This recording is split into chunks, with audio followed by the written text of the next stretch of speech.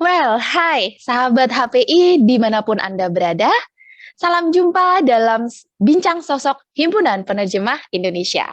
Nah, pada kesempatan kali ini kita akan mengenal lebih dekat ya salah satu sosok penting di Himpunan Penerjemah Indonesia.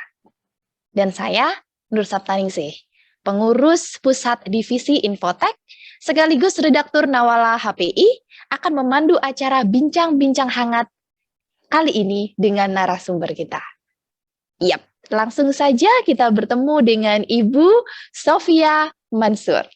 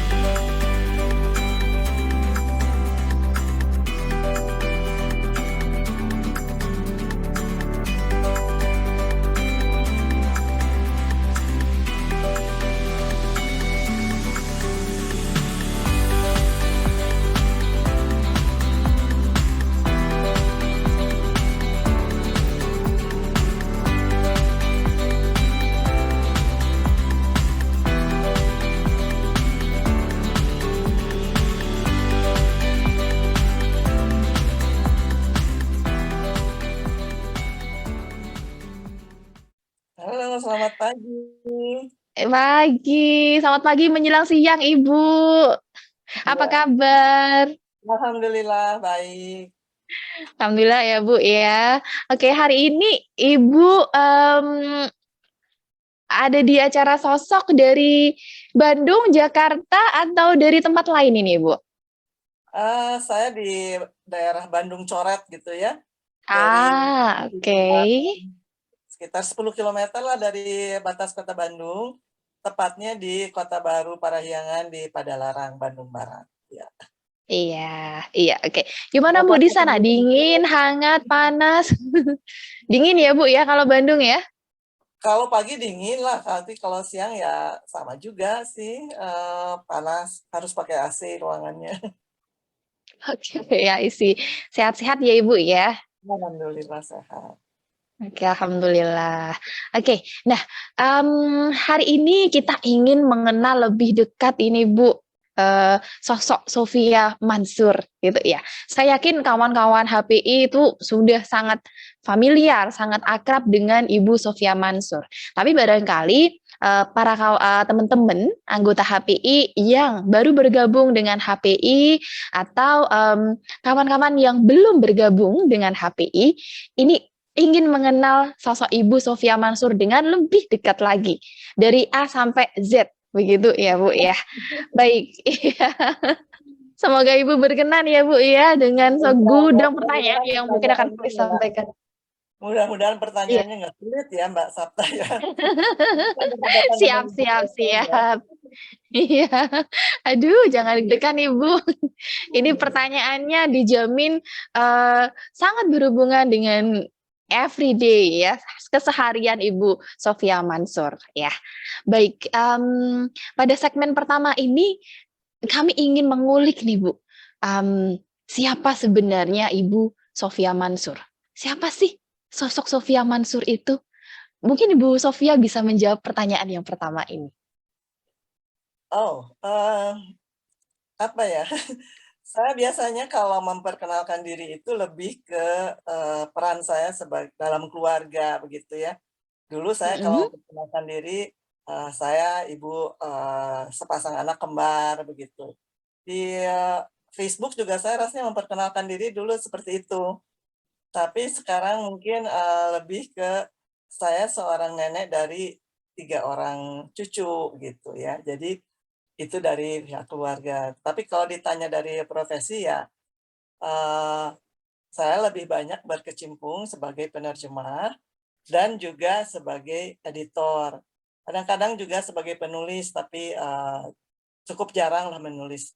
Lebih ke penerjemahan dan ke editing ya, ke penyuntingan, begitu. Jadi itulah kira-kira yang secara singkat bisa saya sampaikan siapa saya ini, begitu. Barangkali cukup, Iya. Mbak Sap. Iya, iya. Jadi kalau saya rangkum ini ya Ibu ya, Ibu Sofia ini bisa apa ya, didefinisikan, oke, didefinisikan, apa namanya, kita pandang dari 5 sudut ya Ibu ya. Yang pertama Ibu Sofia ini adalah ibu sepasang anak kembar ya. Dan yang Ya, kedua, Ibu Sofia adalah nenek dari 3 cucu, seiring berjalannya waktu, begitu ya, Bu, ya. Kemudian dari sisi profesi, Ibu Sofia adalah seorang penerjemah, editor, dan juga kadang-kadang adalah seorang penulis. Itu betul. ya. Oke. Iya, terima kasih Ibu. Nah, ini berhubungan dengan siapa itu sosok Sofia Mansur. Selalu ada pertanyaan ini, bahkan di benak saya pun saya juga bertanya, ya. Apa Beberapa itu? kawan-kawan ya, beberapa kawan penerjemah senior itu kerap kali menyapa Ibu Sofia dengan sebutan Nivi. Iya, Pernah betul. juga saya salah, iya, saya pernah salah menyapa Ibu Sofia dengan Ibu Nivi. Iya, Iya. itu Iya, double Nivi tapi ada panggilannya. Iya, ibunya di depan iya, gitu ya. Kemudian salah satu sahabat saya, japri saya, Nivi itu begini gitu ya. Nah ini barangkali kawan-kawan yang lain juga penasaran. Sebenarnya kenapa ya Ibu Sofia Mansur akrab disapa Nivi? Mungkin Bu Sofia bisa berbagi sejarahnya gimana ini Bu dulu? iya.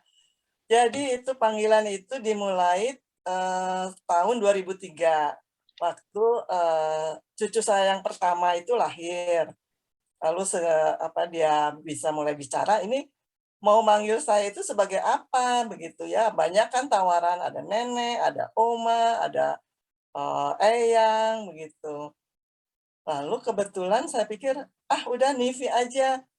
Itu singkatan sebetulnya dari Nini, Vivi. Nini itu dalam bahasa Sunda adalah nenek, tapi banyak juga yang mengira itu singkatan dari Uni, ya, Uni. Jadi seperti Mbak gitu. Tapi makanya kalau orang yang tahu sejarah nama panggilan ini cukup memanggil saya dengan Nivi. Kalau pakai ibu jadinya Ibu Nini Vivi gitu ya, atau Ah, ya begitu. Jadi bisa juga dianggap sebagai Uni, bisa juga dianggap sebagai Nini, tapi sejarahnya itu adalah Nivi. Jadi semua orang sekarang memanggil saya dengan Nivi, begitu. Itu ceritanya, nama panggilan ini. Iya, menarik sekali ya. Jadi teman-teman, kalau sudah tahu sejarahnya, panggilnya jangan pakai ibu ya sebelum Nivi ya, seperti saya dulu Iya, ya. Cukup panggil Nini, Nivi ya, singkatan dari Nini Vivi ya, iya, betul. bukan Uni Vivi sebenarnya ya. Iya. Oke. Iya, jadi akhirnya misteri terungkap begitu ya, sejarah dari panggilan Nivi. Terima kasih. Terima kasih Nivi. Mulai sekarang saya udah boleh manggil Nivi langsung ya Iya, di interview silakan. kali ini Biar ya. lebih akrab juga. Oke, siap-siap. Iya. Oke, tadi segmen pertama pertanyaannya mengenai siapa itu Ibu Sofia Mansur. Siapa itu Nivi. Nah, sekarang pada segmen yang kedua kita akan masuk ke bagian karir. Ya, karir Ibu Sofia Mansur, karir Nivi sebagai seorang penerjemah profesional. Nah, Oke. baik, hal pertama yang ingin kami kulik Nivi, Nivi ini kan lulusan kefarmasian ya, kalau saya lihat ya, Iya. dari informasi yang ada di si HPI ya. Kawan-kawan nanti bisa tengok ya si HPI itu apa gitu ya. Yang belum punya si HPI segera urus si HPI-nya, gitu kan ya. Oke, kalau dilihat dari si HPI disebutkan di situ bahwa Nivi adalah lulusan kefarmasian yang Ya, notabene merupakan sebuah bidang yang jauh sebenarnya atau tidak begitu dekat dengan dunia penerjemahan. Nah, yang sebetulnya ingin kalau kami disebut jauh itu ya nggak juga ya. Memang penerjemahan itu mengenai bahasa ya. Tetapi oke. yang kita terjemahkan kan pada umumnya materi non bahasa ya. Jadi misalnya bukan hanya buku ya, tapi juga berbagai bidang ilmu lain. Jadi sebetulnya kurang tepat kalau disebut terlalu jauh ya. Cuma memang waktu waktu saya kuliah ya tentu belajar mengenai farmasi. Lalu ditunjang oleh kemampuan bahasa barulah bisa menjadi penerjemah begitu. Memang selalu ada apa ya, bukan pertikaian, tetapi pertanyaan, apakah untuk menjadi penerjemah itu sebaiknya sarjana sastra atau misalnya sarjana bahasa atau sarjana bidang ilmu yang menguasai bahasa begitu. Ya itu masih terus dipertentangkan dan itu sejak 20-an tahun yang lalu saya menghadiri berbagai seminar itu pertanyaan itu selalu muncul. Jadi ahli bahasa atau ahli bidang ilmu. Nah, jadi kalau menurut saya dua-duanya bisa aja begitu. Ada yang sarjana bahasa Indonesia misalnya ya Ibu Ana Wismadara gitu, itu dia menjadi penerjemah bidang perminyakan. Jadi dia harus menekuni bidang perminyakan untuk bisa menjadi penerjemah. Kalau saya sendiri dari bidang ilmu, dari bidang farmasi, tentu saya harus kemampuan bahasa saya harus cukup baik untuk bisa menerjemahkan at least 2 bahasa ya. Saya menerjemahkan dari bahasa Inggris ke bahasa Indonesia. Dan memang kalau saya menerjemahkan bidang farmasi atau kimia itu rasanya seperti kembali ke kampus gitu ya, seneng banget gitu karena saya kenal gitu bidang ilmu itu. Itu jadi begitu Mbak Sapta. Baik, terima kasih Ibu. Ya, kawan-kawan perlu diingat ya, bidang apapun itu sebenarnya tidak jauh dari penerjemahan. Tapi bagaimana kita melihat itu sebagai titik bagaimana kita berangkat, seperti itu ya. Nah, terkait ini, nih, Nivi ya, terkait ini, dulu mungkin ketika kuliah, mata kuliahnya tidak terkait dengan pengalih bahasaan seperti itu ya. Lalu kemudian apa yang menggerakkan hati akhirnya atau apa yang membuat Nivi akhirnya bisa kenalan dengan penerjemahan? Oke. Jadi saya tuh memang lulus sebagai apoteker dari jurusan farmasi ITB yaitu tahun 74. Nggak tahu Mbak Sapta barangkali belum lahir ya. Itu tahun 74. Lalu saya diminta menjadi dosen di jurusan farmasi ITB. Tahun 76 saya melahirkan. Sebetulnya saya nggak suka itu pekerjaan saya di bidang farmasi itu karena saya ditempatkan di laboratorium farmakologi. Ya, itu adalah laboratorium yang yang meneliti efek obat pada hewan percobaan. Nah, itu kemudian ketika saya melahirkan, kesempatan gitu saya cuti melahirkan, akhirnya lalu saya minta berhenti dari jurusan farmasi ITB itu.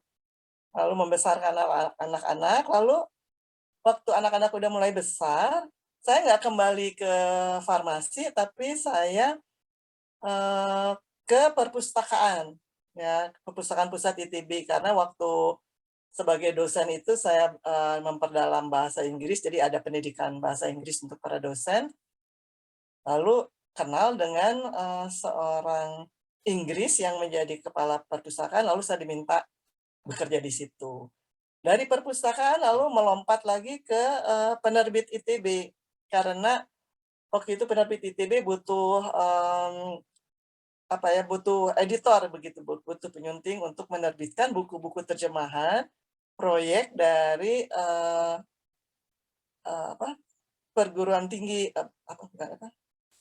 ada bagian di Kemendikbud itu yang mengurusi pendidikan tinggi, saya sampai lupa namanya ya, Direktorat Jenderal Pendidikan Tinggi, karena akan Dikti ya menerbitkan, Ibu ya. ya Dikti, betul, akan menerbitkan buku-buku terjemahan dan akan ditangani oleh penerbit universitas. Nah, lalu saya dari perpustakaan itu ditarik ke penerbit ITB untuk disekolahkan, bukan disekolahkan lah, mengikuti kursus mengenai penerbitan di Inggris itu tahun 82.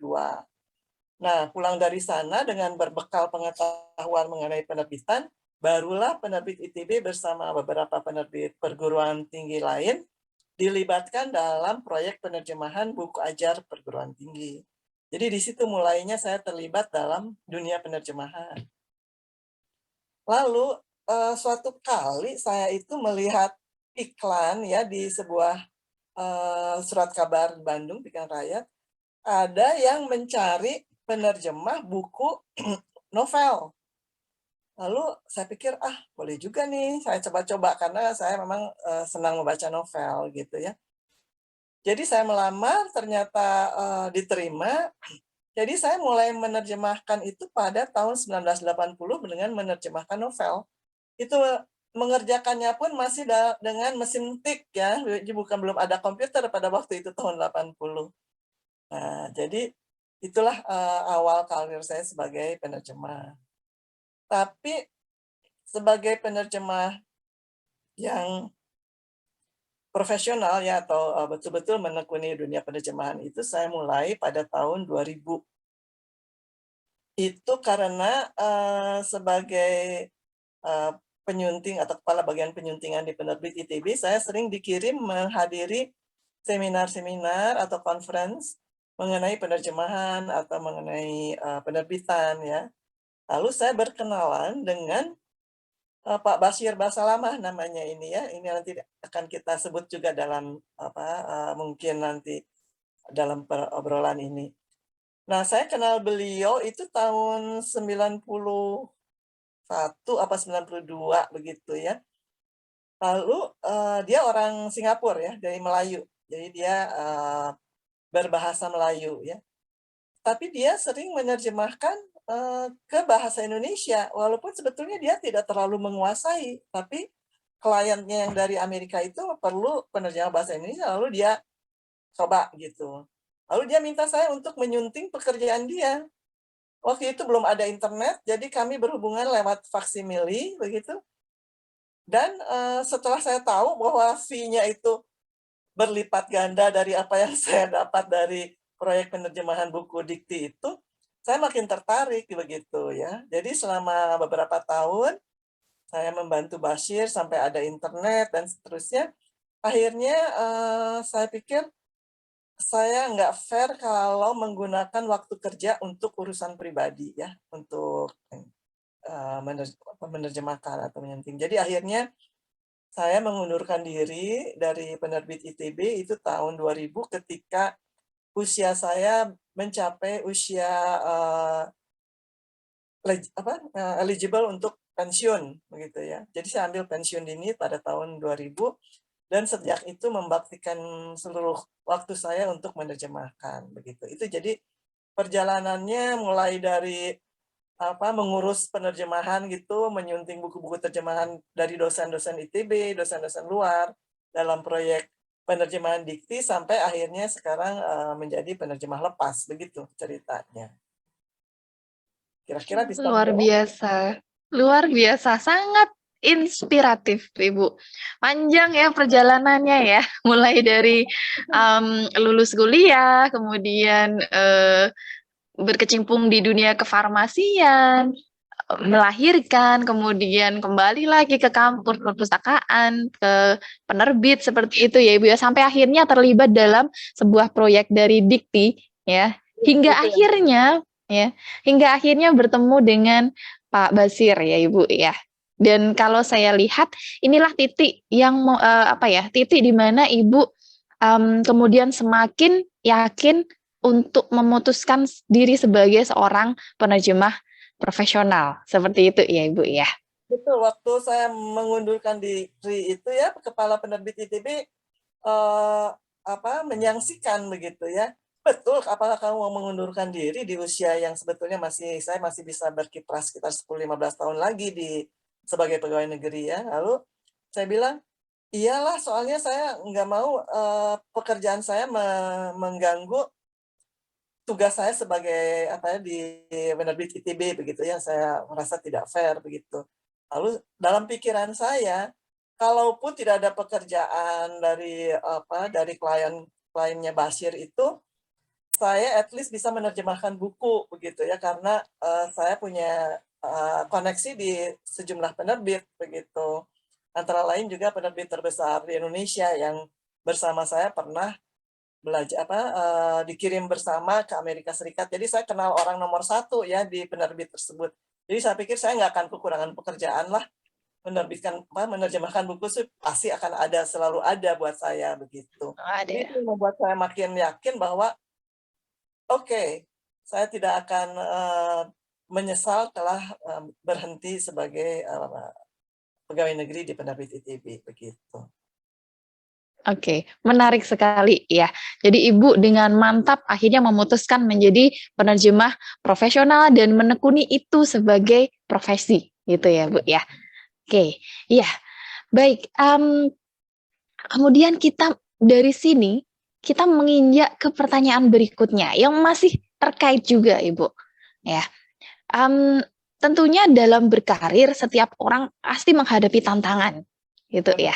Entah itu di awal, di sepanjang perjalanan, hingga akhirnya sekarang kita memanen keputusan kita dulu, kerja keras kita dulu, gitu ya. Kalau idiom mengatakan kan no pain, no gain, gitu ya Bu ya. Setiap kita selalu berakit-rakit ke hulu, berenang-renang ke tepian, gitu ya. Bersakit-sakit dahulu, bersenang-senang kemudian, begitu. Nah, pernah nggak sih dulu di awal karir Nivi menghadapi kegamangan atau tantangan yang amat sulit untuk diputuskan sebelum akhirnya memutuskan menjadi seorang penerjemah profesional ya, hingga akhirnya di titik oke, aku yakin nih ini karir yang kuinginkan, ini karir yang nanti bisa mengarahkan ke kehidupan yang lebih baik atau yang sesuai dengan jiwaku, seperti itu Ibu. Pernah nggak Ibu ada di titik yang sangat kritis begitu? Kalau boleh jujur sebetulnya saya tidak pernah menghadapi keraguan begitu ya. Karena pada waktu tahun 2000 itu pekerjaan bertubi-tubi. Lalu saya bukan sering sih, ada kalanya begitu mencuri-curi waktu kerja saya yang sebetulnya itu kan nggak boleh begitu ya, korupsi waktu begitu. Jadi pada waktu saya memutuskan untuk berhenti itu pun, saya memperpanjang waktu kerja itu. Jadi misalnya waktu itu harus boleh mulai berhenti bekerja itu 1 Maret, saya tetap bekerja di penerbit ITB selama 1 bulan begitu ya, dengan maksud untuk membayar waktu yang pernah saya gunakan begitu ya, waktu sebelum-sebelumnya itu. Jadi terbayarlah, at least batin saya tuh tentram begitu ya, bahwa waktu-waktu yang saya curi itu sudah saya kembalikan selama sebulan begitu ya. Jadi tantangan yang untuk menentukan menjadi penerjemah profesional itu tidak ada ya sebetulnya yang membuat saya ragu ya. Tetapi saat-saat awal itu memang ada beberapa yang saya belajar dari Bashir. Misalnya saya tanya ke Bashir begini, ini kalau kita salah-salah menerjemahkan, kan si klien nggak ngerti kan itu bahasa Indonesia, saya bilang gitu ya. Oh, nggak boleh begitu. Kita dinilai ataupun tidak sebagai profesional, kita harus doing the best that we can begitu ya. Berikan hasil yang terbaik. Biarpun mereka nggak mengerti bahasa Indonesia, tapi kan si pemberi kerja itu mengetahui kan, mengerti bahasa Indonesia. Oke, itu pelajaran pertama. Jadi do your best gitu. Kemudian juga dengan berjalannya waktu, misalnya ada klien yang memberikan fee kecil ya. Kalau kita misalnya sudah setuju sejak awal, walaupun fee itu kecil, kita tetap harus menghasilkan terjemahan yang sebaik-baiknya. Jadi buat saya tidak ada misalnya klien yang bayar kecil lalu terjemahannya seadanya begitu ya. Lalu klien yang bayar mahal mendapatkan terjemahan berkualitas baik. Bagi saya apapun yang saya hasilkan itu harus yang terbaik karena nama kita kan yang dipertaruhkan begitu ya, nama baik kita begitu. Jadi jangan kalau kita sudah setuju dibayar kecil lalu menghasilkan terjemahan yang apa adanya. Itu aja, jadi beberapa pelajaran penting di awal yang yang membuat saya lebih matang ya di dunia ini. Di awal-awal juga saya sering dibantu oleh Ibu Nana Wiksmadara ketika saya memperoleh topik perminyakan. Ini sama sekali di luar dunia saya kan. Lalu karena saya tahu Mbak Ana itu pakarnya di bidang itu, walaupun dia juga waktu itu baru mulai, tapi pasti lebih banyak pengetahuannya daripada saya ya. Jadi saya sering konsultasi dengan Mbak Ana, ini maksudnya apa, ini maksudnya apa. Dan sebagai pekerja profesional, bantuan itu pun kita harus bayar begitu ya, walaupun dengan teman begitu. Jadi kita tetap harus membayar waktu dan pikiran orang yang kita mintai bantuan. Itu jadi betul-betul profesionalisme itu harus kita harus kita tanamkan dalam diri kita. Begitu kita memutuskan untuk menjadi penerjemah profesional. Dan juga kalau profesi lain yang yang profesional ya, baik ahli hukum dan sebagainya. Begitu, Mbak Sapta. Baik, Ibu. Jadi ada 4 poin penting yang tadi saya petik dari apa yang sudah Ibu Sofia paparkan ya. Yang pertama adalah nih ya Ibu, tidak zolim ya. Jadi sekarang itu kan tantangannya ketika seseorang berdiri di berdiri di dua tempat yang berbeda. Ya, pasti seringnya adalah tidak maksimal dan juga kita akan ya istilahnya mengerjakan urusan B ketika ada di A dan mengerjakan urusan A ketika ada di B, seperti itu. Dan Bu Sofia dengan tegas memutuskan untuk oke, saya harus ada di satu tempat saja di mana saya akan bekerja tanpa menzolimi pihak lain. Seperti itu ya Ibu ya, tadi kalau pelajaran pertama yang bisa saya petik ya. Kemudian yang kedua adalah do your best. Memberikan hasil yang terbaik. Meskipun nanti mungkin pembaca tidak begitu ngeh itu terjemahannya salah atau tidak. Tetapi kita sebagai seorang penerjemah wajib melakukan yang terbaik, menghasilkan terjemahan yang berkualitas, begitu ya. Lalu nilai yang ketiga adalah komitmen. Seberapapun itu fee-nya, kalau kita sudah sepakat, kita harus tetap menjaga komitmen, memberikan hasil yang terbaik. Dan yang terakhir, ya, menghargai kontribusi orang lain. Yang ini yang mungkin perlu kita refleksikan dalam kehidupan kita sehari-hari, kawan-kawan. Ya, kita seringnya ya udah temen ini, ya udah ponakan ini, seperti itu ya. Tanpa kita memikirkan bahwa yang kita ambil waktunya ini adalah kontribusi. Yang kita peroleh ini adalah hasil kerja atau pemikiran orang lain. Ya, itu. Jadi satu hal yang perlu kita ingat, kita harus menghargai kontribusi orang lain, ya. Seberapa dekat pun hubungan kita. Begitu ya, Ibu ya. Oke, dan ini penting banget nih ya, penting banget untuk kita terapkan di dunia profesional saat ini ya. Kita nggak bisa ya pacar aja kok pakai bayar. ya teman aja kok pakai bayar, harga teman gitu. Padahal harga teman itu adalah harga yang justru menghargai kinerja seorang teman, dedikasi seorang teman begitu. Ya, baik. Semakin menarik ya. Nah, saking menariknya saya ingin bertanya lagi nih Bu Sofia ya. Nah,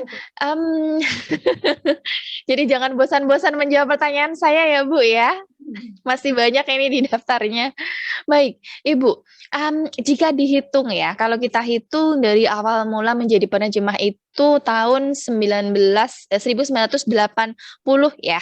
Nah, ini kalau kita hitung sudah sekitar 40 tahun. Dan kalau menilik yang sudah, ya 40 lebih dikit ya. Oke, kalau kita tilik dari yang sudah Ibu sampaikan tadi, Ibu sudah terlibat beragam proyek, baik itu proyek-proyek dari perusahaan, pemerintah maupun proyek penerjemahan buku, gitu ya, Bu, ya. Nah, dari apa yang sudah Ibu terjemahkan, tentu poin yang saya garis bawah ini tadi adalah menerjemahkan buku, gitu ya, Bu. Nah, menurut Ibu, pengalaman menerjemahkan buku apa yang paling berkesan? Atau buku apa yang sampai sekarang itu menjadi sebuah karya terjemahan yang paling Ibu ingat, yang paling memberikan pelajaran, begitu Ibu? Mungkin bisa berbagi, Bu Sofia? Iya. Itu pertanyaan yang sulit ya jawabannya ya, sebab selama kurun waktu 40 tahun ini sudah banyak sekali buku yang sudah cukup banyak ya buku yang saya terjemahkan. Mungkin tidak sebanyak buku yang diterjemahkan Mbak Rahmani Astuti ya, yang beliau spesialis penerjemahan buku. Ada beberapa yang bisa saya sebut ya. Yang pertama itu buku dari penerbit Kanita. Kanita itu adalah salah satu cabangnya penerbit Mizan. Itu buku mengenai wanita ya. Jadi misalnya judulnya kalau tidak salah, Ketika Wanita Harus Memilih. Itu saya terjemahkan puluhan tahun yang lalu, berbicara mengenai wanita yang memutuskan apakah menjadi ibu rumah tangga atau menjadi wanita karir. Jadi di sepanjang buku itu temanya itu. Itu juga sangat berkesan ya buat saya. Lalu juga ada buku apa ya? Namanya Saudagar Buku dari Kabul, ya. Book Merchant from Kabul. Itu juga dari penerbit Mizan ya. Buku itu menceritakan pengalaman seorang jurnalis perempuan di Afghanistan pada saat sebelum dan sesudah pemerintahan Taliban. Di situ sangat menarik sekali karena dia tinggal selama sebulan atau berapa lama di sebuah keluarga yang si bapaknya ini penjual buku begitu. Jadi bagaimana keadaan di Afghanistan pada waktu itu dalam hal buku, kemudian dalam hal memperlakukan wanita, dalam keluarga itu memperlakukan anak perempuan dan anak laki-laki, itu bagaimana. Itu buku sangat menarik buat saya ya. Jadi itu yang terkesan. Lalu buku apa lagi ya? Buku-buku seri Chicken Soup itu juga sangat berkesan ya. Mungkin Mbak Sapta juga pernah membaca beberapa serinya. Itu kan ada. Betul, betul. Jadi ada yang kalau nggak salah yang saya terjemahkan itu Chicken Soup for the Mother Soul gitu ya, untuk para ibu. Kemudian ada yang untuk penderita kanker, itu juga bagus. Itu kebetulan ada beberapa teman saya, jadi saya tahu bagaimana apa ya kisah-kisah mereka ya. Bukan kisah-kisah teman-teman saya, tapi apa yang mirip dengan kisah teman-teman saya pengidap kanker. Itu juga sangat berkesan buat saya. Lalu juga buku-buku seri dari keluarga Covey ya, Stephen Covey itu kan ada Seven Habits of Most Effective People ya, tapi itu bukan saya yang menerjemahkan, saya menerjemahkan yang seri Most Effective Families sama Most Effective Teens ya, untuk remaja. Itu juga bukunya bagus sekali ya. Kemudian yang sekarang sedang menjadi apa ya, jadi editor di penerbit tempat saya sering mendapatkan buku itu, buku-buku mengenai kebahagiaan ya. Jadi ada satu buku misalnya The Happiness Project, itu dari siapa, Rubin nama belakangnya. Itu ibu rumah tangga yang membuat program setiap bulan selama 1 tahun untuk mendatangkan kebahagiaan begitu ya. Jadi misalnya bulan pertama dia fokus pada keluarga, bulan kedua dia fokus pada pekerjaan, bulan ketiga dia, nah itu juga bagus sekali ya buku mengenai kebahagiaan itu, Happiness Project. Bahkan ketika saya menerjemahkan buku itu, ada satu buku lagi mengenai kebahagiaan yang minta didahulukan oleh editornya, yaitu judulnya Happy for No Reason ya. Nah, itu juga saya banyak belajar dari buku-buku yang saya terjemahkan, bahwa menjadi bahagia itu sebetulnya ya dari diri kita begitu ya. Itu buku-buku kebetulan yang belakangan ini buku-buku yang saya terjemahkan itu yang untuk itu self improvement ya. Yang terakhir saya terjemahkan kemarin itu buku mengenai judulnya Don't Worry ya, belum terbit. Don't Worry dari yang menulisnya itu pendeta Zen, pendeta Buddha. Dan kita tahu kan kalau agama Buddha itu lebih mengajarkan budi pekerti ya, hubungan sesama manusia. Di situ juga saya memetik sangat banyak pelajaran mengenai hubungan antara manusia begitu. Jadi saya sekarang itu karena ini, saya sering menerjemahkan buku selama 2 tahun terakhir ini karena pada waktu masa pandemi itu pekerjaan dari klien di Amerika itu sangat minim begitu, sehingga saya makin banyak waktu untuk menerjemahkan buku. Jadi tahun kemarin aja ada 3 atau 4 buku yang saya terjemahkan. Jadi dan buku-bukunya sih karena si editor di penerbit itu sudah mengenal saya, jadi dia memilihkan buku-buku self improvement yang pasti saya suka gitu. Jadi menerjemahkannya pun kita senang gitu ya. Jadi menerjemahkan, kita bisa memetik pelajaran, dapat fee lagi ya gitu dari buku itu, gitu, begitu ya. Jadi banyak buku yang saya tidak bisa menyebutkan hanya 1 atau 2 buku, tapi cukup banyak itu yang sangat berkesan buat saya. Itu Mbak Sapta. Menarik sekali ya, Nivi, menerjemahkan buku itu sesuatu yang sepertinya sangat dinikmati oleh Nivi, ya. Ya, betul. Karena iya, ada kesan, ada jadi sekali merengkuh dayung, 2, 3 pulau terlampaui gitu ya, Nivi ya. Ya. Bayarannya dapat, kepuasan batin dapat, ilmu kehidupan juga dapat, gitu ya. Oke, itu kan sisi positifnya ya, Nivi ya. Bagaimana mengenai tantangannya? Jelaskan ini bukunya tentang kebanyakan kalau saya lihat ini lebih ke nasihat-nasihat bagaimana kita harus menjalani kehidupan, bagaimana menjadi seorang keluarga yang baik, bagaimana menjadi seorang ibu yang baik, bagaimana kita mencintai profesi seperti itu. Nah, apa sih tantangannya ketika menerjemahkan jenis buku yang seperti ini, Nivi? Tantangan dalam menerjemahkan buku-buku seperti ini ya. Kadang-kadang ini seperti misalnya ada buku yang diterjemahkan dari bahasa lain ke bahasa Inggris, lalu kita harus menerjemahkan dari bahasa Inggris. Ini kadang-kadang ada penerjemah yang pertama ya, yang dari bahasa aslinya ke dalam bahasa Inggris, itu kalimat-kalimatnya sulit begitu ya. Sulit saya pahami, terlalu banyak berbelit-belit begitu. Saya tidak tahu apakah karena bahasa sumbernya seperti itu ya, berbelit-belit sehingga dihasilkan terjemahan bahasa Inggris yang juga rumit. Ada sebelum buku Don't Worry ini saya menerjemahkan satu buku, itu sulit sekali itunya bahasanya ya. Boleh saya katakan kalau dari tingkat kesulitan itu dari sampai 10 tuh mungkin sampai 8 atau 9 lah itu.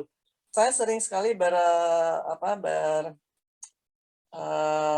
diskusi dengan anak-anak saya yang juga keduanya penerjemah mengenai kalimat-kalimat sulit ini maksudnya apa begitu ya, maksudnya apa. Lalu mereka bilang, "Ih, Mama kok kalimat-kalimatnya sulit-sulit begitu apa ya? Ya kalau mudah sih saya nggak akan nanya," saya bilang gitu ya. Sampai akhirnya si editor di penerbit itu juga menyadari mungkin ya dia baca bukunya, kayaknya ini akan kurang laku deh karena bahasanya terlalu rumit dia bilang. "Bagaimana, Bu Sufi apakah mau diteruskan?" Dia bilang. Oh saya bilang, "Kalau saya boleh memilih saya ingin berhenti aja menerjemahkan buku ini karena begitu sulit," begitu ya. "Saya takut tidak maksimal.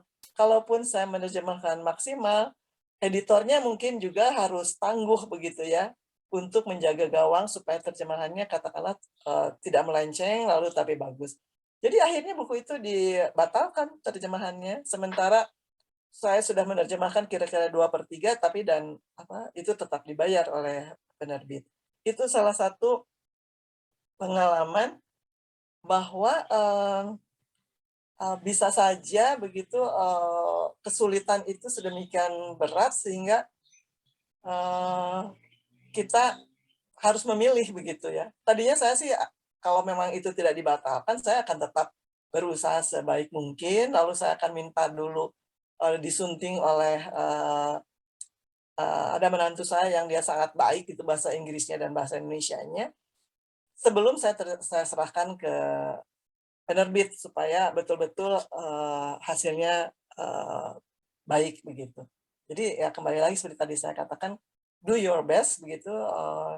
Sekalipun misalnya kita harus mengeluarkan sebagian dari fee kita untuk membayar penyunting, tapi kita puas bahwa kita menghasilkan terjemahan terbaik. Begitu Mbak Sabta.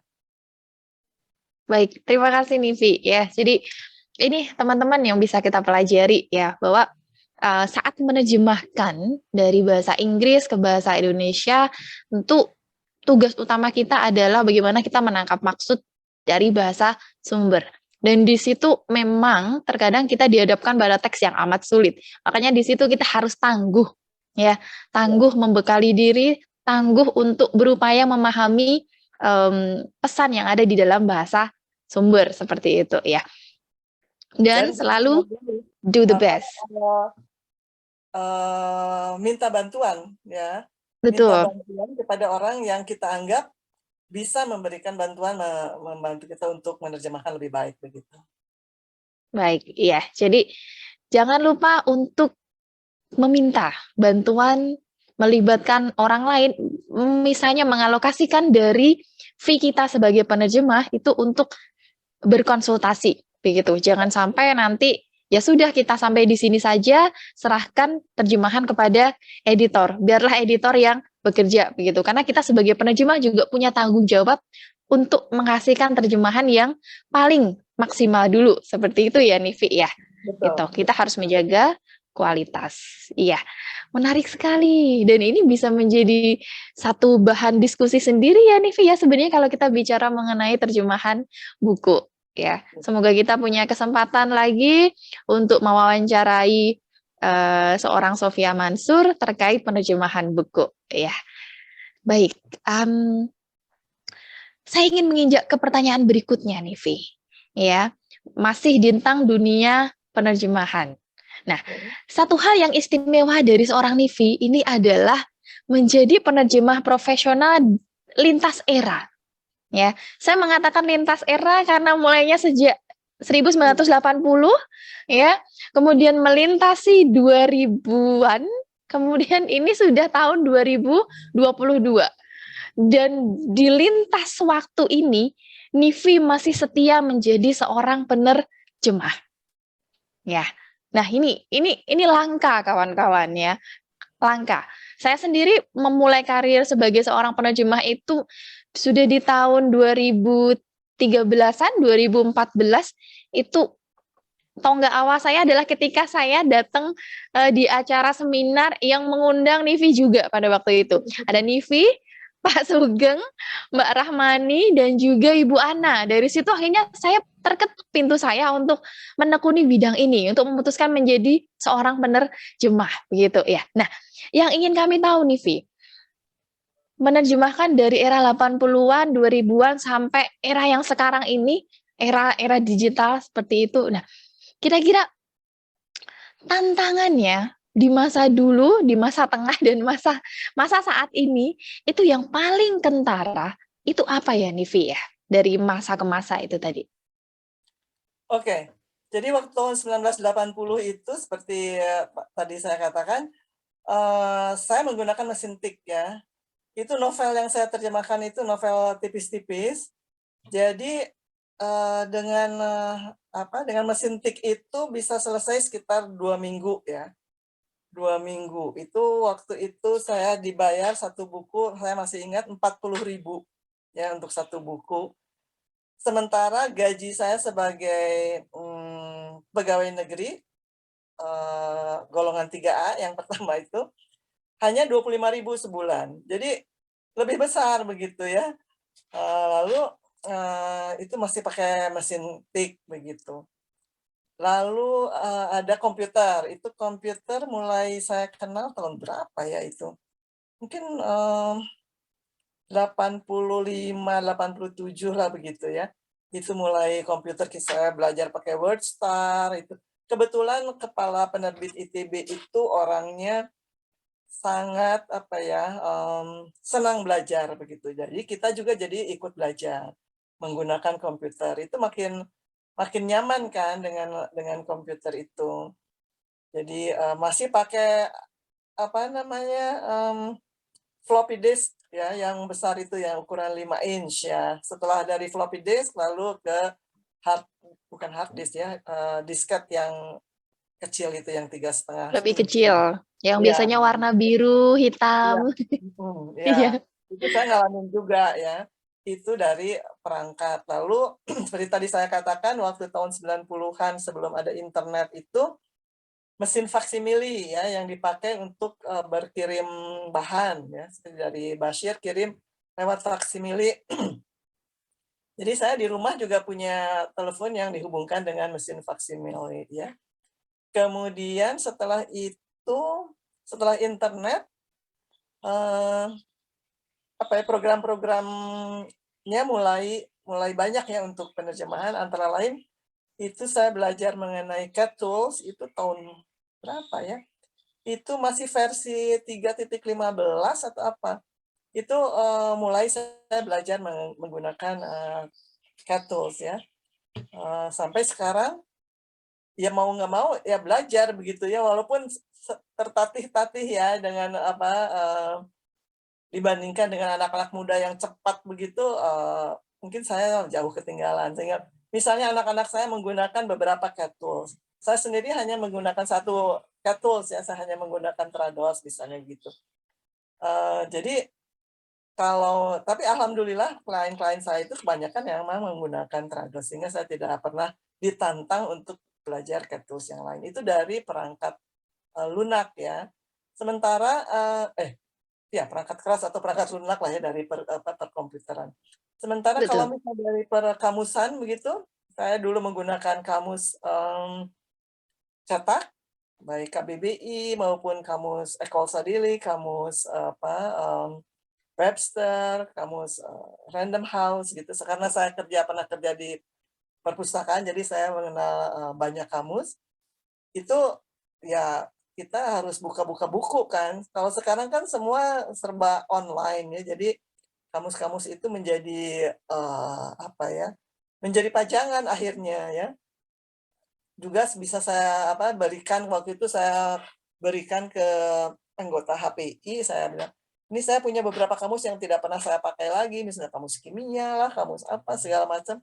Tapi masih tetap ada yang menampung rupanya ya kamus-kamus cetak ini.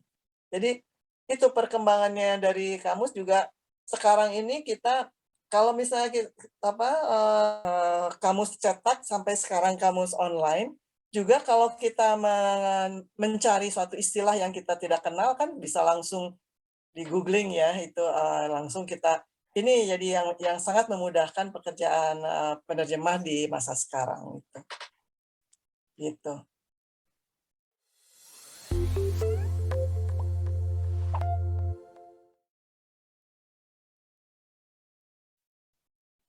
Baik, jadi kalau bisa kita lihat ya, sebenarnya tantangan itu lebih banyak dihadapi pada masa-masa sebelum Awal, ada internet ya, Nivi ya. ya Jadi betul. kebayang kebayang ya teman-teman ya, dulu nerjemahinnya masih pakai mesin tik ya, yang kalau kita harus ngetiknya penuh dengan tenaga gitu kan ya. Tak tak tak. Kalau masih ingat masa-masa ospek ya, ospek waktu kita S1 dulu gitu kan ya. Kalau ospeknya sekarang sih udah nggak ada itu mesin ketik ya. Tapi kalau ospek dulu kan kita pakai mesin ketik seperti itu ya. Nah, dulu tantangannya lebih sulit, tantangannya lebih besar karena kita belum bisa berkonsultasi dengan internet begitu ya. Kita masih mengandalkan kemampuan diri, kemudian kamus dan juga referensi-referensi cetak yang kita miliki dan juga kawan-kawan yang kita ajak diskusi ya. Itu pun waktunya nggak bisa real time ya Nivi ya, karena harus pakai berkomunikasi pakai faksimili, kita belum bisa pakai email seperti itu ya. Ya. Oke. Nah, kalau Nivi melihat kondisi saat ini ya, yang kita dimanjakan dengan internet, kita dimanjakan dengan referensi yang bisa kita lihat secara online, bahkan ketika menerjemahkan pun kita bisa menggunakan CAT tools yang sangat meningkatkan produktivitas kita. Ya. Nah, kira-kira yang justru dihadapi oleh penerjemah, tantangan yang harus dihadapi penerjemah saat ini apa sebenarnya, Nivi? Kalau Nivi memandang. Hmm. Kalau ada banyak segi ya, seperti misalnya yang paling sering diobrolkan para penerjemah itu adalah fee. Ya, semakin banyak penerjemah, persaingan semakin ketat, ya. Sehingga kadang-kadang menjadi kurang sehat karena saling banting harga, misalnya itu dari satu segi, ya. Kemudian juga ada yang kemaruk ya barangkali istilahnya ya, segala macam topik diambil untuk walaupun dia misalnya tidak kompeten dalam bidang-bidang tersebut misalnya. Saya sendiri misalnya saya tidak akan pernah mau menerima penerjemahan bidang hukum ya, karena itu saya tidak menguasai bidang itu. Tapi ada yang saya tahu disambar aja itu. Nah ya itu menurut saya tidak profesional ya. Kita mengambil segala macam topik padahal kita harus tahu kita itu mampu atau enggak gitu ya. Ataupun kalau kita ambil, kita harus punya backup ya. Jadi teman-teman yang bisa membantu kita untuk menghasilkan terjemahan terbaik. Kemudian apalagi ya? Yang selain fee, kemudian ada yang ini. Lalu juga tantangan ini menguasai perkembangan di dunia penerjemahan, misalnya dengan CAT tools, lalu ada CAT tools yang disediakan oleh klien yang dikerjakan online, itu semua kita sebagai penerjemah harus terus mengupgrade kemampuan kita ya. Sebab kalau tanpa mengupgrade diri, ya kita akan terus ketinggalan. Jadi teman-teman, ada beberapa teman yang misalnya tahu saya penerjemah lalu menitipkan anaknya karena pernah sekolah di luar negeri misalnya. Jadi mereka mengira penerjemahan itu ya hanya penerjemahan buku gitu, cukup dengan bermodalkan kamus begitu. Padahal saya bilang dunia penerjemahan udah begitu maju, ada CAT tools, ada online translation segala macam itu. Jadi saya kira itu tantangan teknologi ya di dunia penerjemahan itu barangkali Mbak. Iya, baik. Jadi kalau bisa kita sarikan ya kawan-kawan ya, kalau di penerjemahan di masa tahun 1980-an atau setelah itu ya, itu permasalahan utamanya adalah lebih ke akses ya, keterbatasan akses, kemudian keterbatasan alat ya. Nah, tapi ada sisi positifnya bahwa fee-nya lumayan tinggi ya, Nivi ya.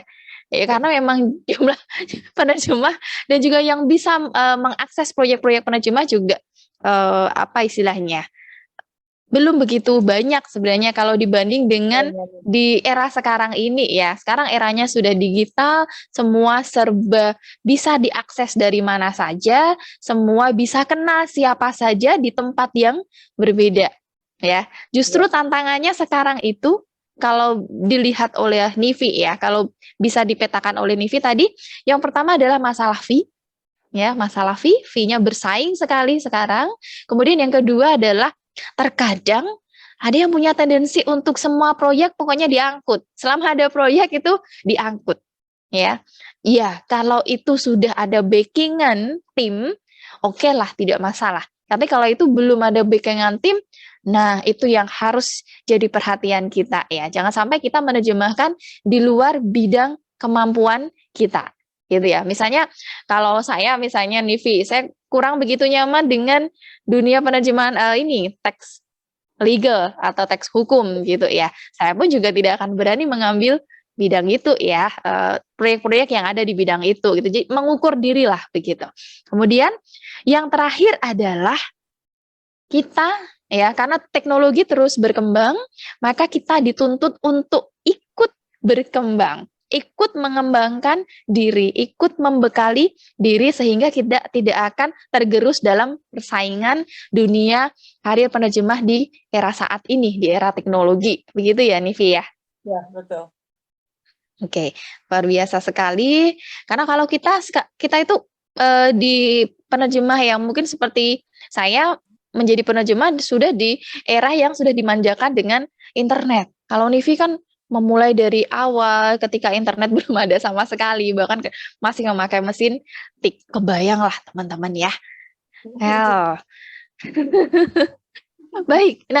Nah, tadi kita sudah bicara masalah siapa itu Nivi, kemudian karir sebagai seorang penerjemah. Nah, sekarang kita akan merapat ke segmen soal HPI, soal Himpunan Penerjemah Indonesia dan juga Bahtera. Oh Ya. ya. Jadi kawan-kawan, kalau kita bicara soal Sofia Mansur, pasti kita akan langsung ingat dengan HPI, langsung ingat dengan Bahtera, ya. Nah, Mivi, bisakah diceritakan kepada kami perjalanan seorang Nivi ini dengan HPI dan juga Bahtera? Ini bisa dibahas sekaligus, Nivi. Mungkin bisa apa namanya? Karena waktunya mungkin beriringan ya, Ya. gitu. Silahkan. Oke. Jadi seperti tadi saya katakan tahun 1990-an itu saya kan masih bekerja ya di penerbit ITB. Saya pensiun tahun 2000 atau 2001, saya lupa lagi. Nah, saya berkenalan dengan HPI itu pada tahun 1996 ketika saya menghadiri conference FIT ya. FIT itu Federasi Penerjemah Internasional di Melbourne tahun 96. Nah, di sana saya bertemu dengan beberapa orang Indonesia, antara lain Ketua HPI pada waktu itu, namanya Pak Usman. Nah, saya kenal dengan Pak Usman, lalu dia bawa sekretarisnya waktu itu ya, saya lupa lagi namanya Lisa atau siapa gitu. Lalu kami mengobrol, lalu akhirnya saya ikut mendaftar sebagai anggota HPI. Jadi saya menjadi anggota HPI itu sejak tahun 1996, begitu ya. Nah, kemudian tahun 1997, saya dengan Bashir dan satu penerjemah lain ya, Wiwit Margawiati, kami sering berkomunikasi karena kliennya juga semuanya dapat dari Bashir begitu. Berdiskusi lalu Bashir menginginkan bagaimana kalau kita bentuk mailing list untuk penerjemah bahasa Indonesia. Sebab pada waktu itu belum ada ya. Jadi yang ada itu penerjemah dari berbagai bahasa, namanya Lantra itu ya, mailing list namanya Lantra, LANTRA. Tapi diskusi bahasa Indonesia di mailing list itu hampir sama sekali tidak ada lah begitu ya, jarang sekali. Nah, lalu diluncurkanlah Bahtera pada tahun 1997 tanggal 3 Juli. Itu saya baru pulang dari mana ya, dari Rusia waktu itu ya. Kebetulan ada trip ke sana. Kemudian muncullah pada tanggal 3 Juli itu Bahtera berupa mailing list dulu ya, berupa milis. Dan anggotanya masih sedikit, antara lain almarhum pakar bahasa kita tuh Pak Anton Mulyono juga pernah menjadi anggota kehormatan di Bahtera itu ya. Karena kami sering bertemu dalam penataran penerjemahannya. Nah, itu kemudian itulah mulai Bahtera. Pada waktu itu HPI belum terlalu aktif, mungkin karena juga saya tidak tahu persisnya mengapa kurang aktif mengadakan kegiatan. Akhirnya Bahtera lah yang makin lama makin banyak anggotanya, dan kami mengadakan beberapa pelatihan untuk penerjemah. Jadi kami menyebutnya itu Bahtera Goes to.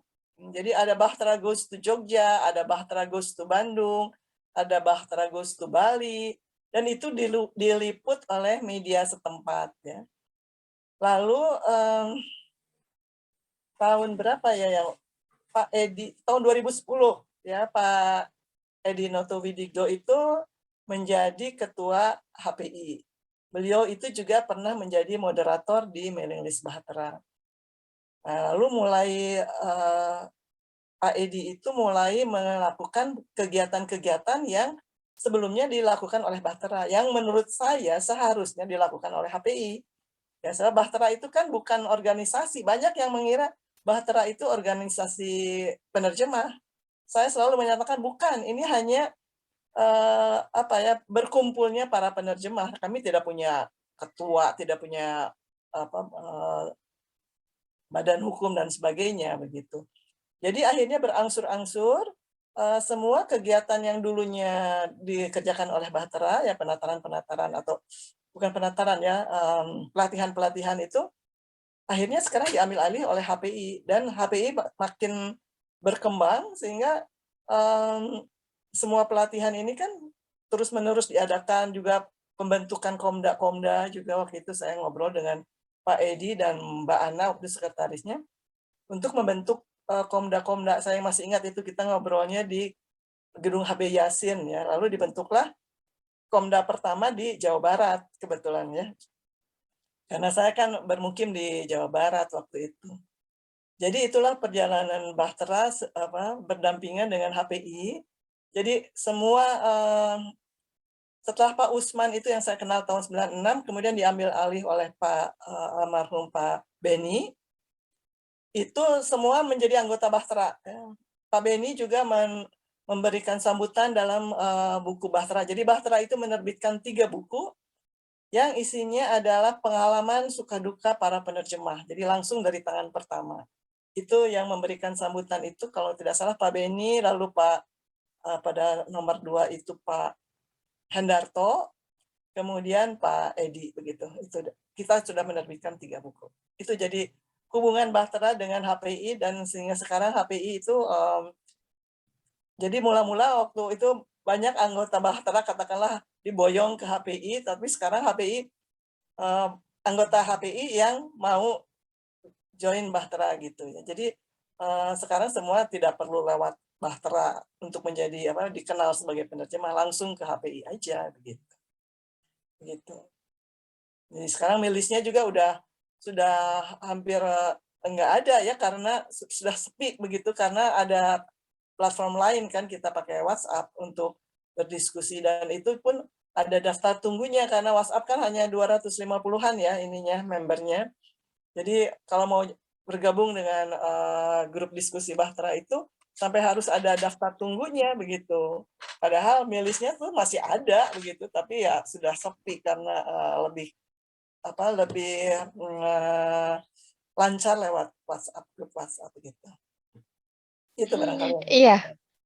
Iya, menarik sekali. Dan saya termasuk salah satu orang yang ikut di daftar tunggu juga loh, Oh ya? Livi. Enggak, tapi akhirnya sudah masuk sih. Saya udah dulu kalau di milis yang melalui mail ya, milis itu saya masih tetap gabung ya, udah sering bergabung. Tapi untuk yang grup WhatsApp itu saya termasuk agak belakang karena harus ngantri dulu untuk masuknya ya. Karena anggotanya kan 250 kalau tidak salah untuk yang di WhatsApp-nya. Iya, menarik sekali ya kawan-kawan ya. Jadi Bahtera dan HPI itu saudaraan kalau saya mengatakan. Iya, betul. Ya. Iya. Saudara kembar aja gitu. Iya, saudara kembar gitu ya. Bagaimana Bahtera memiliki kiprah yang peranan yang amat besar untuk kemudian juga mengembangkan HPI ya, karena dari anggota Bahtera kemudian menjadi anggota HPI, dan sekarang dari anggota HPI kemudian bisa gabung ke Gahtera. Itu jadi 2 hal yang tidak bisa dipisahkan kalau saya katakan ya sekarang ini ya, simbiosis begitu dan selalu berjalan beriringan begitu. Nah, menarik sekali sejarahnya dari tahun 1996 ya Bu Nivi ya, 1996 Nivi berkesempatan untuk ikut FIT ya, dari situ kemudian bertemulah Nivi dengan Pak Usman ya. Itulah kuncinya akhirnya kemudian bisa satu frekuensi untuk punya cita bersama dengan tadi Pak Basir, kemudian Ibu Wiwit, akhirnya membuat forum Bahtera yang akhirnya saat ini juga bisa kita nikmati manfaatnya, kawan-kawan. Bagi kawan-kawan yang juga sudah menjadi anggota Bahtera, di situ kita bisa melihat ya, obrolan apa yang bisa kita nikmati di situ, kasus-kasus apa yang bisa kita tanyakan kepada penerjemah lain yang mungkin bisa memberikan jawaban kepada misteri yang apa ya, yang harus kita pecahkan ya. Jadi banyak hal yang kita obrolkan di Bahtera yang bermanfaat tentunya untuk kita sebagai seorang penerjemah. Ya, baik. Nah, Nivi, masih menyambung tadi, ada satu hal yang mungkin kawan-kawan ingin tahu ya. Ada 3 buku yang diterbitkan ya. Hasil tulisan kawan-kawan penerjemah, pencetus Bahtera, kawan-kawan yang sudah berkiprah juga di Himpunan Penerjemah Indonesia, ada 3 buku yang apa ya, isinya adalah perjalanan ya, suka duka menjadi penerjemah. Kalau boleh disebutkan lagi nih, Vi, judul dari 3 buku itu apa saja ya, nih, Vi? Saya ingatnya satu soalnya. Oke, jadi yang buku Bahtera pertama itu kalau tidak salah tahun 90 ya, itu saya dengan Ibu Mendiang Maria Sunda itu ngobrol dalam perjalanan pulang dari acara Bahtera di Jogja kalau tidak salah itu, mari kita bikin buku menghimpun pengalaman.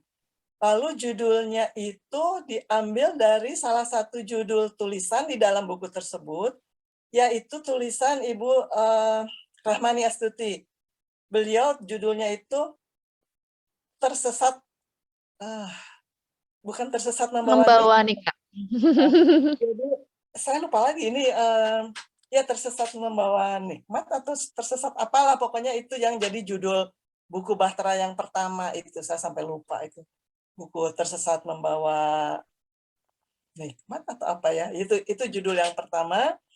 Kemudian yang kedua itu judulnya Menatah Makna, ya, ahli bahasa menatah makna. Itu sekitar 3 tahun kemudian ya, tinggal tahun 93 atau 94. Kemudian yang ketiga itu tahun 98 atau 99, saya lupa. Judulnya mirip, jadi Pesona Penyingkap Makna. Itu buku Bahtera yang ketiga. Tapi setelah itu lalu mandek ya, karena berbagai kesibukan para pengelola buku-buku itu. Alhamdulillah sekarang di HPI kan sudah ada Nawala ya, jadi ya kita tidak kehilangan inilah bahan bacaan begitu ya untuk para penerjemah begitu. Betul sekali. Sekarang kita punya Nawala HPI dan ini dalam upaya juga untuk berbagi kepada kawan-kawan penerjemah ya tentang banyak hal praktik penerjemahan di dunia industri dan juga yang bisa dinikmati juga oleh kawan-kawan pembaca umum atau calon anggota HPI nantinya nih, Vi, yang ingin bergelut di dunia penerjemahan begitu. Ya, tadi kalau saya catat ada 3 bukunya ya. Sepertinya yang pertama betul, Tersesat Membawa Nikmat. Kemudian ada Menatah Makna dan juga Pesona Menyingkap Makna, begitu ya. Menarik sekali. Ini buku yang amat bersejarah. Ya. Iya, Nivi? Pesona Penyingkap Makna. Pesona Penyingkap Makna. Ya. Oke, penyingkap makna ini adalah penerjemahnya begitu ya. Oke, well, sangat menarik ya. Nah, Nivi, tadi kita sudah bicara mengenai Nivi, HPI dan juga Bahtera begitu. Nah, saya ingin merapat sedikit ke dukungan keluarga, ya. Ini kan tadi karirnya udah keren sekali ya, sudah lintas tahun bahkan menggeluti bidang ini dengan sangat mantap. Lalu bagaimana dukungan keluarga terhadap Nivi yang menjalani profesi sebagai penerjemah, yang dulunya adalah pegawai pemerintah, kemudian akhirnya menjadi seorang penerjemah. Bagaimana ini, Nivi? Ya, jadi saya melibatkan keluarga itu sebetulnya tidak secara sengaja begitu ya. Saya tahun awal 90-an itu menerjemahkan skenario film, ya, skenario film. Jadi saya kenal dengan pemilik sekarang apa sih namanya, Multivision atau bukan Multivision, satu lagi Indovision. Lupa lah, pokoknya itu salah satu produsen yang menghasilkan sinetron Indonesia. Ya, kebetulan orangnya itu orang banyak kenalannya itu orang India. Lalu si India ini menulis skenario dalam bahasa Inggris. Lalu saya yang menerjemahkan ke dalam bahasa Indonesia. Itu jadi skenario sinetron. Itu juga fee-nya lumayan begitu ya, untuk sinetron setengah jam, untuk sinetron 1 jam. Lalu saya melibatkan anak-anak saya. Mau nggak ikut nerjemahin? Karena relatif sangat mudah itu ya, teksnya itu, teks hari-hari. Jadi itu pada awalnya. Lalu anak saya itu kan 2 ya, yang satu dari Kimia Teknik ITB yang perempuan, Femi, kemudian yang laki-laki Fahmi itu dari dia sebagai akuntan dari Unpad. Nah, keduanya itu ikut saya menerjemahkan sinetron-sinetron itu. Kemudian setelah lulus, Femi itu dari jurusan Kimia Teknik atau Teknik Kimia, dia malah lebih suka berkecimpung di dunia bahasa karena memang dia suka bahasa begitu. Pada waktu itu saya kenal dengan CEO-nya Mizan, lalu kebetulan ada lowongan karena salah seorang petinggi Mizan itu bukan mengundurkan diri, cuti hamil, cuti melahirkan. Lalu Femi saya tawarkan, mau nggak ini menggantikan Mbak Sari ya, waktu itu Sari. Lalu Femi akhirnya bekerja di Mizan sebagai penyunting, dan dia di situ mengembangkan katakanlah infoteknya itu di Mizan. Tapi ketika dia melihat saya kerja di rumah, kok enak banget mama kerjanya di rumah begitu, sementara dia pagi-pagi harus sudah bangun karena rumah kami jauh dari kantor Mizan gitu ya. Jadi harus nganter dia, lalu dia kadang-kadang pulang harus pakai angkot sekitar 1 jam dari perjalanan gitu. Akhirnya setelah 6 tahun di Mizan itu dia mengundurkan diri dan menjadi penerjemah lepas juga begitu. Nah itu Femi ya, putri saya. Lalu suaminya itu dari teknik penerbangan. Pada waktu itu dia bekerja tuh per proyek begitu ya. Jadi ada proyek pembuatan hanggar atau apa gitu. Lalu between proyek itu Femi perlu bantuan gitu karena pekerjaannya banyak. Lalu suaminya yang waktu itu lagi sedang menunggu proyek berikutnya membantu dia, dan akhirnya keterusan menjadi penerjemah juga. Jadi bersama-sama mereka berdua di rumah menerjemahkan suami istri sampai sekarang. Kalau Fahmi yang laki-laki itu dia setelah lulus sebagai akuntan, dia bekerja kantoran, tapi dia menerjemahkan buku di malam hari, begitu ya. Jadi antara jam mungkin maghrib sampai jam 10 begitu dia menerjemahkan. Lalu akhirnya pada tahun 11 kalau nggak salah 2011 dia memutuskan untuk mengundurkan diri dari pekerjaannya yang bagus gitu di sebuah perusahaan minyak, karena ya itu tertarik ingin menjadi penerjemah aja supaya dekat dengan anak-anaknya begitu, karena dia itu seorang family man gitu ya.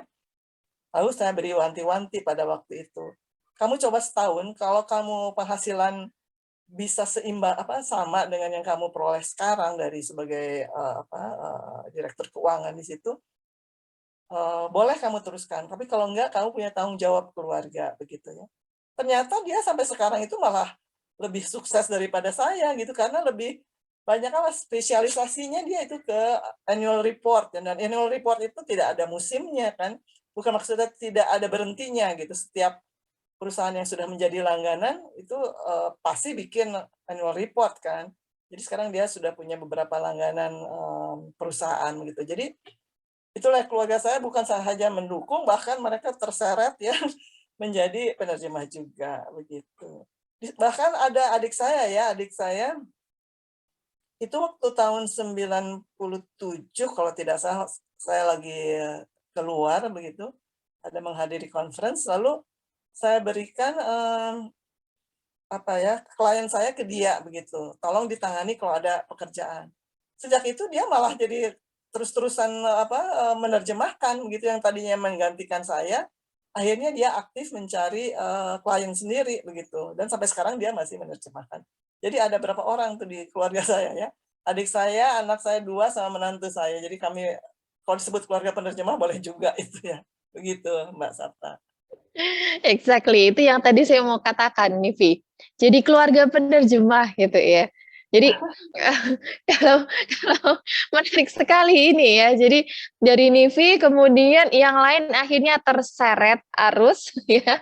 Akhirnya kemudian ya berkaca dari yang sudah Nivi alami, berkaca dari kehidupan yang Nivi jalani sebagai seorang penerjemah dari rumah seperti itu, akhirnya keluarga tidak hanya mendukung tapi justru ingin copy ya, ingin meniru apa yang dilakukan oleh Nivi dan bahkan sampai ada yang karirnya bahkan lebih melejit daripada Nivi seperti itu ya. Jadi bisa dikatakanlah ini tidak hanya keluarga cemara tapi keluarga penerjemah gitu ya. Iya. Iya, nanti lama-lama jadi kerajaan penerjemah nanti nih, Vi, ya. Nanti cucu, cicit, ini semua jadi penerjemah begitu. Bisa Itu, jadi loh nanti. itu saya yang pertama juga, pernah membantu saya, dia waktu itu dia lulus SMA, lalu sambil menunggu, kan ini ya, belum ada, kuliah online ya, lalu saya lagi nerjemahin buku, lalu dia coba menerjemahkan, lalu saya kasih feel, dia senang sekali gitu. Ini jadi ya, tapi sekarang dia udah fokus ke kuliahnya yang cukup berat di kedokteran ya. Jadi tidak Dan menerjemah. nanti iya, bisa jadi nanti menjadi dokter merangkap jadi penerjemah teks Bidang kedokteran. akademis gitu ya, Nevi. Tidak menutup kemungkinan untuk itu. Ya, betul. Bisa. Iya, menarik sekali ya. Dari sini teman-teman kita bisa melihat ya, menjadi penerjemah itu bisa kita jadikan sebagai profesi yang menjanjikan dan juga profesi yang inspiratif. Ya, bahkan di rumah anak saya tuh juga ingin jadi seperti ibunya nih, Vi, pengen jadi Oh, bagus. penerjemah, masih ya, iya. Tapi dia lebih suka di bahasa Jepang ya. Biasa Oh, anak ya. muda tuh sukanya anime begitu ya. Jadi sekarang dari kecil udah mulai belajar bahasa Jepang. Saya sebagai orang tua bisanya dukung aja kan nih, Vi ya. Semoga Ya. nanti bisa seperti Putri dan menantu ya, saudara-saudara Nivi ya, sama-sama berkarir di dunia penerjemahan. Iya, baik Nivi. Tadi sudah banyak rangkaian pertanyaan yang saya berikan, saya ingin ke pertanyaan terakhir. Dan ini sebenarnya bukan pertanyaan ya, lebih ke apa ya? Kami meminta bantuan Nivi nih untuk memberikan istilahnya pesan-pesan ya, pesan-pesan kepada kawan-kawan penerjemah ya, penerjemah profesional, penerjemah yang memang baru mengembangkan karir, baru menginjakkan karir di dunia penerjemahan, atau para mahasiswa, para pihak ya yang ingin menjadi penerjemah gitu ya. Mungkin Nivi bisa memberikan pesan kepada kawan-kawan yang menyimak siaran ini, Nivi. Bagaimana bisa menjadi seorang penerjemah yang baik dan profesional. Oke. Jadi, kepada para calon penerjemah ini ya, jangan atau penerjemah yang baru meniti karir itu, jangan silau oleh, para penerjemah yang katakanlah sudah jadi begitu ya, seperti misalnya Pak Sugeng, Pak Hendarto, Ibu Rahmani. Ya, itu, sebab mereka juga mulai dari bawah gitu ya, mulai dengan tertatih-tatih. Saya juga dulu mulai dengan menerjemahkan novel-novel picisan begitu ya, yang untuk meniti karir gitu. Tapi kita harus serius, apakah kita memang suka di bidang ini? Karena penerjemah itu boleh dikatakan lonely ya, dia bekerja sendiri, hanya menghadapi komputer, begitu pada umumnya itu sebagian besar waktunya itu menyendiri begitu ya. untuk orang yang senang bergaul belum tentu cocok menjadi penerjemah. Walaupun kita sekarang itu bisa dengan sambil menerjemahkan berhenti sebentar main WhatsApp atau main Facebook begitu ya, kita berhubungan dengan dunia luar walaupun tetap secara online begitu ya. Tapi itu memang harus difikirkan betul apakah dunia ini akan cocok buat kita ya gitu. Sebab kan sebagai penerjemah itu bukan satu-satunya profesi yang menyenangkan ya, banyak mungkin yang lebih suka olahraga lah atau ke bagian kesehatan dan sebagainya itu. Tapi sekali kalau kita sudah merasa betah, maka jangan jadi jangan menyendiri, sebab kita itu untuk mendapatkan pekerjaan kita butuh jejaring ya. Jadi bergaulah dengan sesama penerjemah begitu, bentuk jejaring. Sebab dulu di Bahtera juga saya selalu mengamati kalau misalnya ada yang aktif lalu pertanyaan-pertanyaannya bermutu, jawabannya bermutu. Nah itu kalau saya perlu bala bantuan, itu orang-orang itu yang saya mintai bantuan, seperti misalnya almarhumah Dina Begum. Itu saya pernah minta bantuan untuk menerjemahkan pekerjaan saya, begitu minta bantuan dia. Lalu saya berikan masukan, lalu ada juga beberapa penerjemah lain seperti Sop Jagung ya, lalu siapa lagi, Adi Ramdan, itu pernah saya ajak karena saya tahu kualitasnya itu dari jejaring yang saya bentuk dari Bahtera itu ya. Jadi misalnya Mbak Sapta juga nanti mungkin bisa meluaskan jaringan, baik nanti Mbak Sapta yang ditawari pekerjaan ataupun Mbak Sapta yang bisa mendetek siapa yang kira-kira bisa membantu kalau saya kewalahan gitu ya. Jadi jejaring itu perlu ya untuk seorang penerjemah. Juga untuk berdiskusi, minta bantuan dan sebagainya. Jadi once kita punya jejaring yang luas, kita tidak lagi lonely, tidak lagi sendiri, tetapi punya bala bantuan yang bisa membantu kita dalam topik apapun begitu ya, karena begitu luasnya jaringan kita. Jadi itu jejaring itu adalah hal yang perlu. Kemudian juga bergabung dalam HPI, karena HPI itu kan himpunan ya penerjemah Indonesia, lalu dia menyediakan bermacam-macam pelatihan atau acara-acara webinar yang bisa digunakan untuk meningkatkan kemampuan kita sebagai penerjemah. Jadi banyak sekali manfaatnya menjadi anggota HPI. Khususnya juga bagi anggota-anggota muda juga itu ada, saya kira ada pelatihan-pelatihan khusus ya untuk penerjemah pemula begitu. Jadi ya itu, kalau kita sudah menentukan saya ingin berkarir di bidang ini, seriuslah berkarir, kembangkan diri, lalu bentuk jejaring. Itu barangkali pesan yang bisa saya sampaikan, Mbak Sabta. Baik, terima kasih Nivi. Jadi kalau bisa saya sebutkan, ini saya catat ada 3 poin utama ya. Yang pertama adalah nikmati proses, kawan-kawan ya.